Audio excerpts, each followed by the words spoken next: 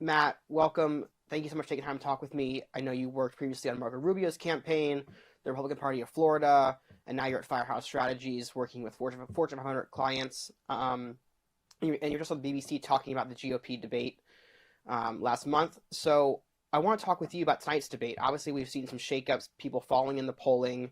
What are your expectations going into tonight? Well, we'll see. I mean, certainly what we saw in the last debate was not too many of those candidates on the stage were really drawing contrast with the front runner in this race, who wasn't on that stage, won't be on tonight's stage in this debate, and that's former President Donald Trump. And so right now, former President Trump is the clear front runner in this race. I think many who are going to be following this debate tonight would argue that in order for these candidates to break through at some point and soon, they'll have to be drawing contrast with the front runner, and that front runner being former President Trump. So what we saw in the last debate was not too much of that in terms of drawing of contrast or going on the attack, if you will, of the front runner in the race. I think in this debate, I suspect there's a recognition among many of these candidates in order to stay on these debate stages and continue to gain traction in the polls or meet fundraising thresholds. There needs to be a change in this race for many of these candidates. And these candidates need to break through, and these debates are one of those few opportunities to do that. We've seen, at least one candidate not make the stage tonight. That's former Governor Asa Hutchinson. Um, who do you think is next on the chopping block? Obviously, we're gonna have to get whittled down here at some point. Do you see anybody as a breakthrough star tonight? And then on the flip side of that, who do you expect to kind of fall flat? Well, it's going to be up to the voters to decide, and ultimately these candidates in terms of their performance tonight and throughout this race. But look, I think what you're seeing right now is that candidates will have to make decisions regarding whether or not how they will approach the campaign going forward. Are they going to go and try and draw a contrast between themselves and the former president? That's certainly a challenge because right now in this race, what you're seeing, particularly in those key states like Iowa, New Hampshire, South Carolina, they'll ultimately decide this nomination. Many of these GOP based voters who will decide the nomination, they're very much in lockstep with former President Trump. We're seeing that in the polling, and we're certainly seeing that on the ground in key states around the country. So for these candidates, it is a balancing act. They have to, in order to win this nomination, gain traction with many of these GOP based voters who are in lockstep with former President Trump. And that's going to be a balancing act. Ultimately, it's unlikely that the anti-Trump candidate, if you will be the Republican nominee. This nomination for the Republican nomination for president, it doesn't go around former President Trump. It goes straight through former President Trump. And right now, former President Trump has a very large standing among many of these GOP-based voters that'll decide this nomination. And speaking of the former president, he's set to deliver remarks just an hour before candidates take the stage here in California. What are you expecting to hear from the former president at all, if you thought about that? And do you think a lot of the rhetoric I've seen, kind of he thinks it's going to be a him versus Biden matchup again? That kind of might be his speech tonight. What do you think the former president might say tonight? Well, I suspect it's going to be exactly that, largely to your point, talking about the incumbent who's in the White House right now, President Biden, and drawing contrast between himself and President Biden. We've seen largely that the former president has been talking about certainly the candidates who are in the GOP race for the Republican nomination for president. But largely speaking, particularly over the past few weeks, the former President Trump, drawing contrast between themselves and President Biden. So, ultimately, right now, I think what you're seeing here is former President Trump recognizing that he is right now the front runner in this race. This Republican nomination for president is not over; is an ongoing race. But that's positioning in terms of the general election. We'll see how that all unfolds. But I suspect it'll be, to your point, drawing contrast with the current president. Sure. And a little bit ago, you were talking about how you kind of don't think it's the anti-Trump candidate that's going to win. What do you think the candidates are going to talk about to kind of appeal to voters? If it's not the anti-Trump rhetoric. I think for those candidates who are on the stage tonight, it's going to be, I suspect, certainly continue to talk about their positions on the key issues that voters care about. But this nomination ultimately, like I said, it's going to go straight through former President Trump. And to that end, at some point, they have to draw a contrast between themselves and the former president in order to catch up in the polls. That is something right now that I think any of these candidates on the stage are going to have to do. So it'll be interesting to see how they do that, if they do that. in the race here and in this debate stage. Again, it's a challenge. I mean, former President Trump has a very strong standing among many of those Republican voters that are going to decide this nomination. You got to find a way for these other candidates to attract many of those voters into your camp in order to win this nomination. Ultimately, that's going to be a very big deciding factor in this race. And look, it's not just in terms of the candidates who will be in this debate stage tonight talking with voters and trying to win over voters.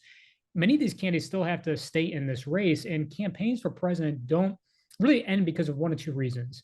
Either the candidate is not winning in states, or they're running out of money.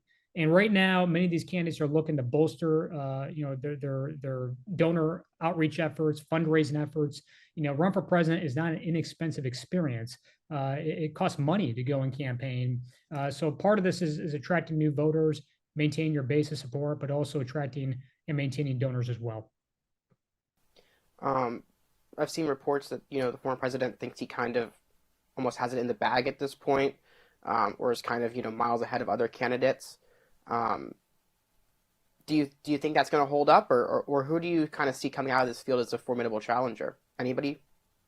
Well, I think ultimately what's going to matter is momentum, and you get momentum by winning states. And these debates matter. They can help with that for candidates to break through. But I think Iowa is going to play a critical and pivotal role in this race. If one of these candidates not named former President Trump can win Iowa, that will change this race. This will be a different race. However, if former President Trump wins Iowa, I think it's going to be very hard to stop his momentum as you go on to states like New Hampshire, South Carolina, other states in terms of the nomination process. So, look, the reality is it's going to come down to states in the end, and which candidates are winning or losing in those states. That's when you're going to see ultimately the deciding factors in this race. I think it will happen earlier in this race, particularly with Iowa being such a critical race in state. And I suspect that's going to be the deciding factor ultimately. But the debates, these matter, and these could be breakthrough moments, but it's not, the time that candidates spend on these debates. It's really what they do with their time when they have an opportunity to speak. We'll see how these candidates perform tonight. And speaking of those candidates, and speaking of actually the voters who are going to watch, I heard reports last debate getting over 12 million views. Do you think tonight's debate is going to reach even more households? See, certainly you're going to have people watching, I suspect, on more traditional media platforms, on TV, but also on social media. And so, I'm sure people will be catching updates on social media platforms as well. Voters certainly are following this race.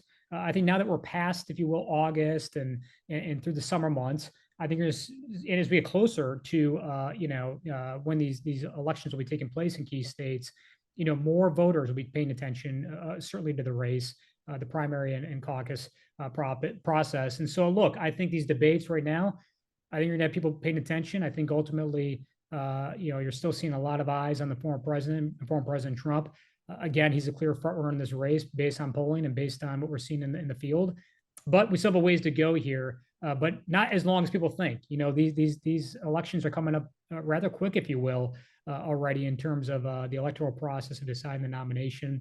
It's not that far off anymore. So these candidates certainly have to start gaining momentum in the polls and among voters soon. And kind of finally, just one last question here. I mean, obviously the voters decide as you've iterated, but tonight's debate, what kind of legacy or impact on the race do you expect coming out of tonight?